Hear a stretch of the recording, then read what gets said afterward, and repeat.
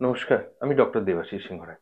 বেশ কিছুদিন ধরেই পেশেন্টরা আমাকে কমেন্টের মাধ্যমে জানাচ্ছে, ডাক্তারবাবু আপনার ওষুধ খেলে এর সঙ্গে কোন খাবারগুলো খাবো খাবো না। আমরা তো অনেক দিন ধরে হোমিওপ্যাথি খাচ্ছি। কোনো ডাক্তারবাবু এটা মানা করছেন, কোনো ডাক্তারবাবু ওটা মানা করছেন, কোনো ডাক্তারবাবু কিছু মানাই করছেন না। আবার শেষে বলছেন আপনি এটা খেয়েছিলেন, সেই জন্য হয়তো আপনার ওষুধটা কাজ করেনি। দেখুন, হোমিওপ্যাথি ওষুধের জন্য কতগুলো নিয়ম আছে। কয়েকটা মেডিসিনের জন্য কয়েকটা সাবস্টেন্স না খাওয়াই ভালো।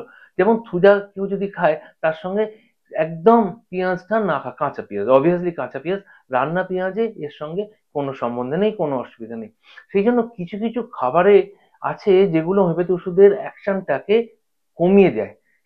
সেটা না ব্যবহার করলেই সেই ওষুধের সঙ্গে ভালো হয়। মেইনলি আমি যেটা বলে থাকি, প্লিজ কাঁচা পেঁয়াজ খাবেন না, কাঁচা রসুন খাবেন না, হিং কর্পূরটা ব্যবহার করবেন না। আর খুব খুব তীব্র টক, খুব তীব্র টক বা খুব ঝাঁঝালো খাবার, সেগুলো থেকে একটুখানি, খুব তেল মশলা এগুলো থেকে একটু দূরে থাকাই ভালো। যেমন ধরুন তেঁতুল, হ্যাঁ, পাতিলেবু, এগুলো না খাওয়াই ভালো। হ্যাঁ, আমড়া, কামরাঙা, চালতা, এই ধরনের খুব তীব্র টক এগুলো থেকে সরে থাকাই, বিরত থাকাই ভালো। তাতে কি হয়, হোমিওপ্যাথি ওষুধের এফিকেসিটা পারফেক্টলি আপনি পাবেন। আপনার রোগ সারতে খুব তাড়াতাড়ি এবং সহজে সহজ হবে। তাই বলি কি, কাঁচা পেঁয়াজ, কাঁচা রসুন, হিং কর্পূর, এই ধরনের টকগুলো একটু অ্যাভয়েড করে চলুন।